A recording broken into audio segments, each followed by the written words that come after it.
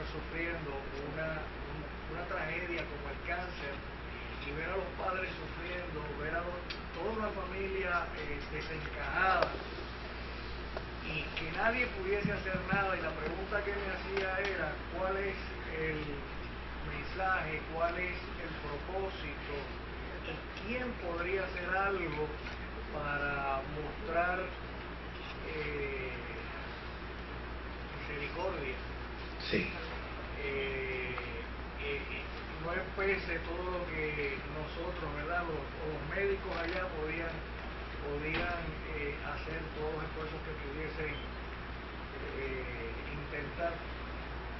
Y esa fue una de las razones por las cuales no hice pediatría, porque pensé que no podía soportar eso por mucho tiempo.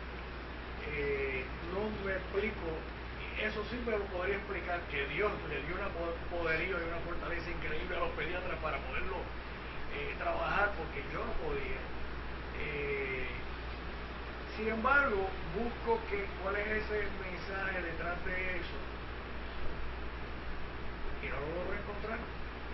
¿Cómo usted, que tiene tanta experiencia en estas cosas espirituales de las cuales yo tengo que confesar que no tengo la habilidad para poderlas descubrir con esa facilidad que Dios tiene, cómo usted podría analizar eso? Yo te podría contestar de la forma siguiente: si intentara darte una respuesta, yo sería un tonto. Yo no puedo entender por qué la gente sufre, por qué la gente llora, por qué... No, la pregunta es ¿por qué un niño marcando en su momento más lindo de florecer con una... Yo no lo puedo entender. De hecho, déjame decirte algo que ha sido parte de mi oración a Dios.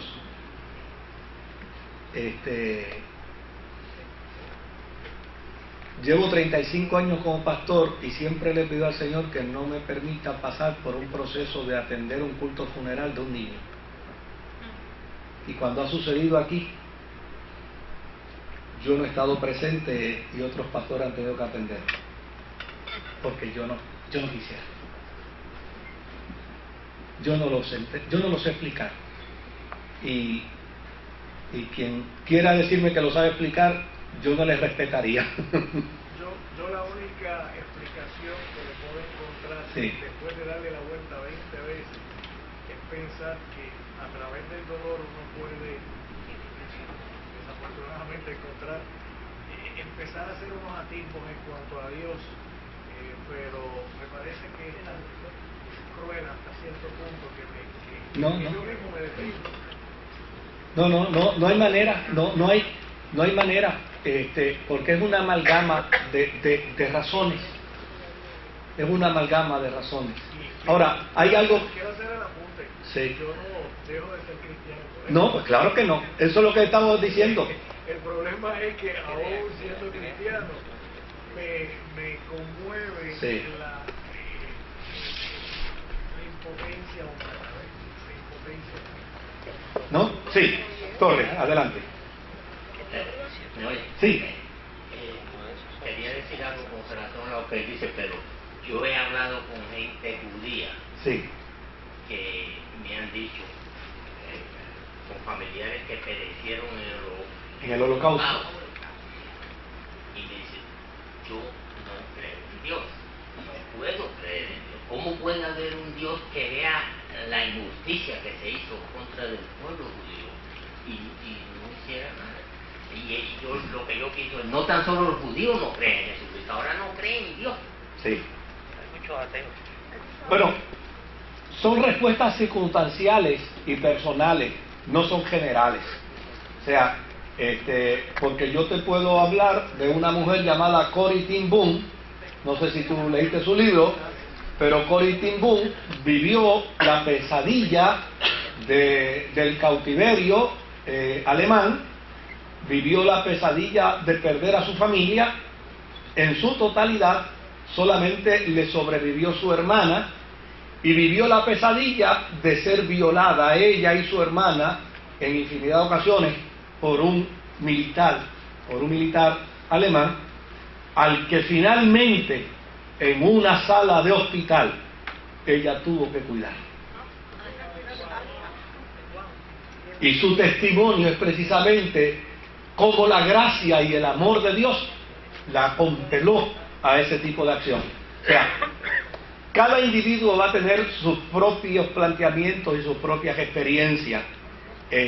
Hay dolores fortuitos, hay dolores buscados, hay dolores que tienen respuesta, hay dolores que no la tienen. Lo único que yo creo que como cristianos debemos hacer es ser solidarios con el que dice ay, con el que tiene dolor, porque a fin de cuentas una explicación no resuelve nada. Con el que tiene dolor, con el que sufre, yo lo que tengo que hacer es cómo puedo ayudarte, cómo puedo servirte, qué puedo hacer en tu dolor. A mí me parece que si yo hago eso, es más eficiente que todo un aparato teológico que pueda desarrollar. Yo no voy a detenerme a buscar una explicación teológica al dolor humano, porque realmente no la hay. Porque sufre dolor el malo, y a lo mejor el que conoce su maldad dice, por sinvergüenza que está así, ¿verdad? Pero sufre también dolor el bueno. Y cuando sufre dolor el bueno, ¿qué decimos? ¿Por bueno sufre? No lo podemos decir. Por lo tanto, yo no tengo la respuesta. Lo único que yo debo es desarrollar la capacidad de que cuando haya alguien a mi lado con dolor, óyeme, algo yo tengo que hacer por él. Algo yo tengo que hacer en su favor. Esa debe ser mi postura cristiana, aunque yo no lo pueda explicar. Ahora, si usted observa después del versículo 6, entonces empieza a desarrollarse, ¿verdad?, toda una introducción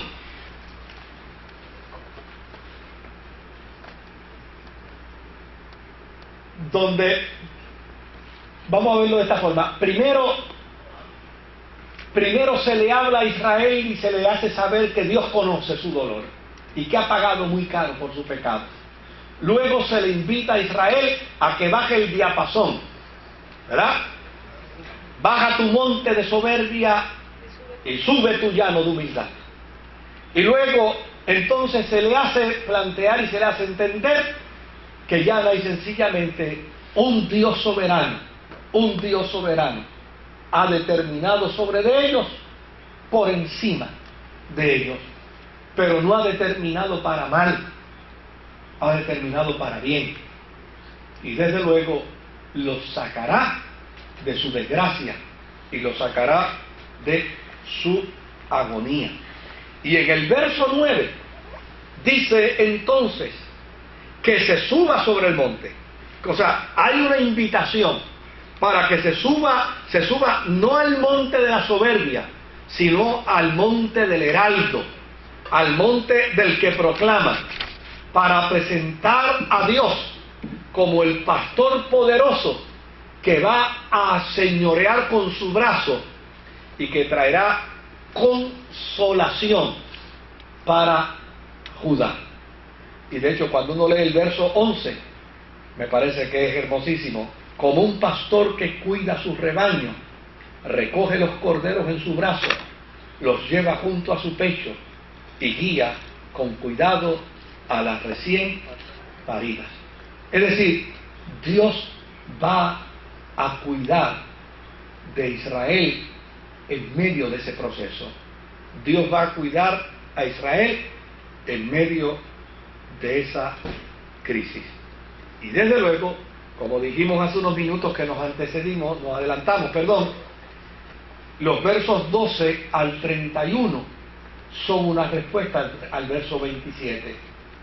Un verso donde prácticamente ellos están cuestionándose quién podrá salvarlos, quién podrá sacarlos de su desgracia, quién podrá sacarlos de su dolor.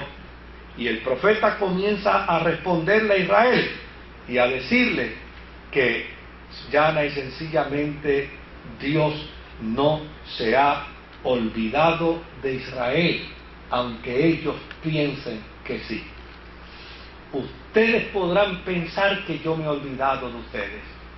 Ustedes podrán pensar que yo los abandoné. Yo no me he olvidado de ustedes. Yo no los he abandonado. Yo vengo ahora. Ahora voy a venir hacia ustedes para rescatarlos de su dolor. Y desde luego los invita, número uno, a meditar en la potencia plena de la sabiduría de Dios, a entender que Dios, con su gracia y con su poder, gracia y poder soberana, es quien ha hecho todas las cosas, es quien hizo la creación y es el autor de la historia de la creación y de la humanidad. Y con una serie de imágenes grandiosas manifiesta su sabiduría y manifiesta su justicia. Y fíjese que es como al estilo del libro de Job, ¿verdad? Es como al estilo del libro de Job, donde ahora se llama a capítulo a Israel, a ese Israel que piensa que Dios lo ha olvidado, que inclusive que no puede haber un Dios. Pudo haber un Dios que nos metió aquí, pero uno que nos saque de aquí no existe. El que nos metió existe, pero el que nos vaya a sacar de aquí no existe. Hasta ese nivel había llegado Israel como resultado de su dolor. Y entonces ahí es donde el oráculo del profeta aparece. ¿Quién ha medido las aguas con la palma de su mano? Y ha abarcado entre sus dedos la extensión de los cielos. ¿Quién metió en la medida el polvo de la tierra? Es como si usted estuviera leyendo a Job, ¿no? ¿Verdad? ¿Y quién pesó en una balanza las montañas y los cerros? ¿Quién pudo medir el alcance del Espíritu del Señor? ¿Quién puede servirle de consejero? ¿A quién Él le consultó para que interviniera en favor de la gente? ¿Quién le impartió a Dios conocimiento? ¿Quién le hizo a Él conocer la senda de la inteligencia? A los ojos de Dios las naciones son como una gota de agua en un balde, como un polvito en una balanza. El Señor es el que pesa las islas. Y entonces empieza entonces a decir con estas imágenes grandiosas: óyeme, ustedes tienen que cobrar conciencia del Dios soberano y del Dios de justicia, que ahora mismo no solamente les está consolando, sino que les está prometiendo que los va a ¿qué? Los va a sacar. Los va a sacar. Y fíjese, tal parece que ese Dios omnisciente conoce bien lo que están pensando ellos, que en el verso 18 le dice: ¿con quién ustedes van a comparar a Dios? Vamos a ver, ¿con quién lo van a comparar? ¿Con qué imagen ustedes lo van a representar? Porque es muy probable que Israel estuviera diciendo: el que nos metió aquí no va a saber cómo sacarnos. Nuestro Dios es Dios para meternos en esto, pero para sacarnos no lo sabemos. Dice: oye, ¿con quién ustedes me han estado comparando en este proceso? ¿Con qué imagen ustedes me han estado representando? ¿Con la del ídolo que hace el escultor? ¿Con la del ídolo que hace el que coge madera y oro y lo quema? Ustedes me están comparando con ese tipo de Dios, con un Dios de madera o con un Dios de oro. No, ustedes no se han dado cuenta que ese Dios de ustedes, le dice el profeta, Él es el que reina sobre la bóveda de la tierra. Él es el que anula a los poderosos. Él es el que reduce a los gobernantes de este mundo. Él es el que tiene el control soberano de todas las cosas. Y desde luego le dice: si ustedes piensan que yo soy el producto de un artífice, ustedes están bien equivocados. El profeta dice: no, nuestro Dios no es el producto de un artífice. Nuestro Dios es el que ha creado cielo y tierra, el que les promete a ustedes sacarlo de esta desgracia